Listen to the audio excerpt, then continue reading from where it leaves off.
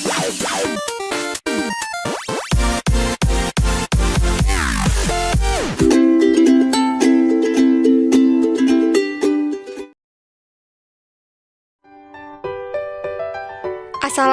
warahmatullahi wabarakatuh. Halo anak-anak, perkenalkan nama Ibu Sofi. Di sini Ibu akan mengajak kalian semua untuk belajar menulis cerita pendek.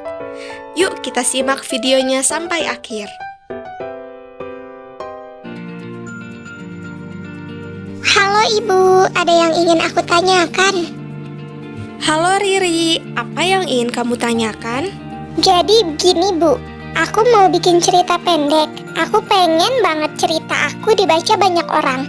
Tapi aku belum tahu gimana caranya bikin cerita pendek. Oh, baiklah kalau begitu. Sebelum kita menulis cerita pendek, Ibu mau memberikan pertanyaan dulu nih kepada Riri.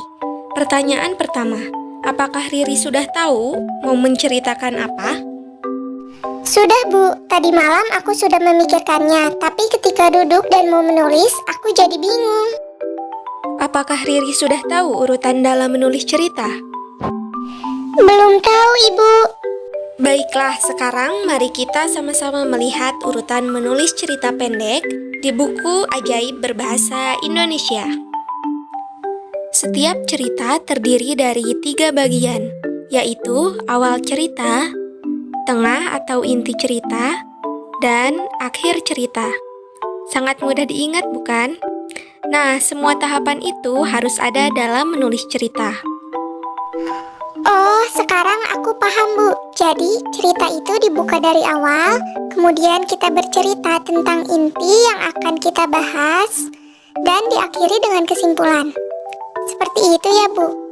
Nah, sekarang apa lagi Bu yang perlu aku ketahui untuk menulis cerita pendek?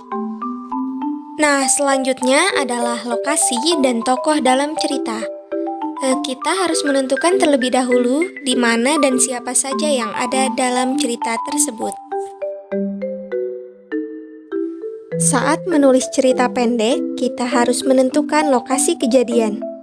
Di manakah cerita ini terjadi? Misalnya di kota atau di sebuah desa. Nah, setelah menentukan lokasi, selanjutnya adalah menentukan tokoh atau karakter. Siapa saja tokoh yang ada di dalam cerita pendek yang kamu buat? Nah, tokoh-tokoh tersebutlah yang akan melakukan sesuatu dalam cerita.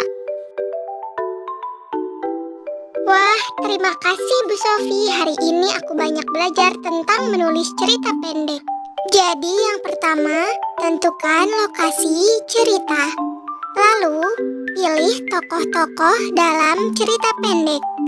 Nah, urutan ceritanya, awal, tengah atau inti, dan akhir. Nah, betul, tepat sekali.